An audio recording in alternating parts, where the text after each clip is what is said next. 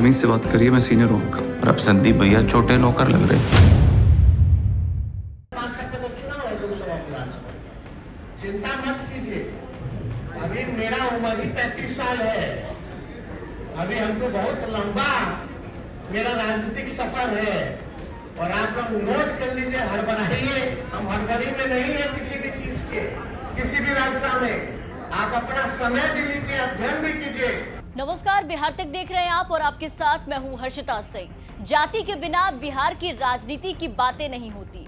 बिहार में जातिगत तौर पर वोटरों को अपने अपने पाले में करने के लिए सभी राजनीतिक दल प्रयास में रहते हैं। और अब तो लोकसभा चुनाव का वक्त है। लोकसभा चुनाव से पहले तमाम पार्टियां तैयारी में जुट गई हैं, अपने अपने तरीके से सभी जातियों को साधने में लग गई हैं। ऐसे में अब लालू के छोटे लाल और बिहार के उप मुख्यमंत्री तेजस्वी यादव को भूमियार समाज की याद आई है।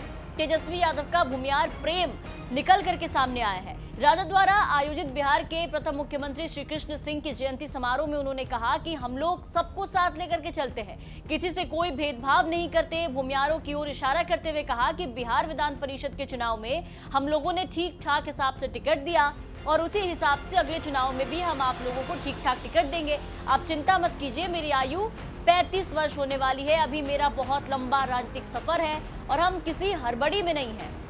तेजस्वी यादव ने कार्यक्रम में शामिल जितने भी भूमियार बड़े नेता थे, उनसे कहा कि हम कहेंगे कि हमारी बातों को समझिए और अपना दरवाजा हमारे लिए भी खुला रखिए। क्या कुछ कह रहे तेजस्वी यादव, एक बार आपको उनका बयान ये सुनाना चाहेंगे। एक बार उनका ये बयान सुनिए।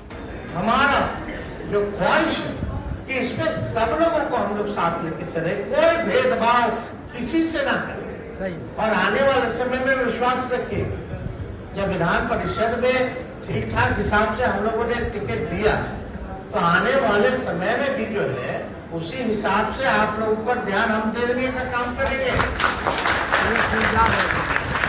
तो विधानसभा तो 25 में है, हर चीज है, चुनाव है, आता जाता रहेगा। हर 4 साल 5 साल पे तो चुनाव है लोकसभा विधानसभा। चिंता मत कीजिए। अभी मेरा उम्र ही 35 साल है। अभी हमको बहुत लंबा मेरा राजनीतिक सफर है। और आप लोग नोट कर लीजिए, हड़बड़ाइए, हम हड़बड़ी में नहीं है किसी भी चीज के, किसी भी रास्ता में।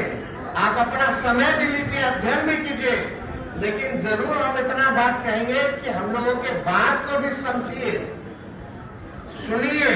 कम से कम दरवाजा खुला रहना चाहिए, नहीं तो आपको कुछ लोग ठगते रहे। तो तेजस्वी यादव की भूमियारों से इस अपील के बाद अब सवाल ये उठने लगे हैं कि आखिर एमवाई और पिछड़ा की राजनीति करने वाले तेजस्वी यादव को 2.86% वाली जाति के समर्थन की जरूरत क्यों पड़ गई है। इसका पहला कारण बीजेपी के वोट बैंक को बताया जा रहा है, जिसको तेजस्वी यादव अपनी ताकत लगाकर अपने पाले में करने की, तोड़ने की कोशिश कर रहे हैं। वहीं दूसरी तरफ तेजस्वी यादव अक्सर ये कहते नजर आते हैं कि उनकी पार्टी A to Z की राजनीति करती है और भूमियार समाज को लेकर ऐसा कहा जाता है कि ये तबका समाज में वोट को प्रभावित करता है। और श्री कृष्ण जी के बहाने तेजस्वी यादव की अब नजर भूमियार वोट बैंक पर है।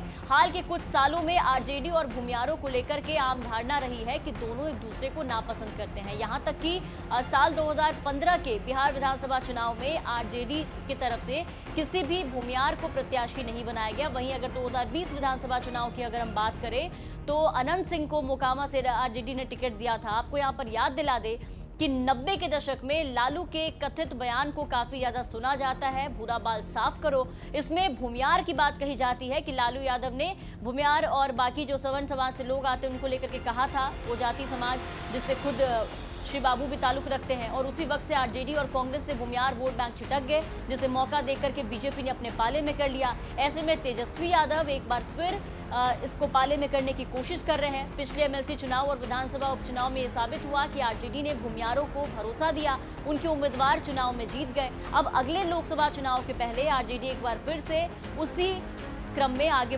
बढ़ने में लगी हुई है। ऐसे में देखना होगा कि तेजस्वी यादव की इस अपील के बाद आने वाले चुनाव में भूमियार समाज के लोग तेजस्वी यादव को, आरजेडी को कितना समर्थन देते हैं। बिहार की तमाम खबरों के लिए बने रहे बिहार तक के साथ।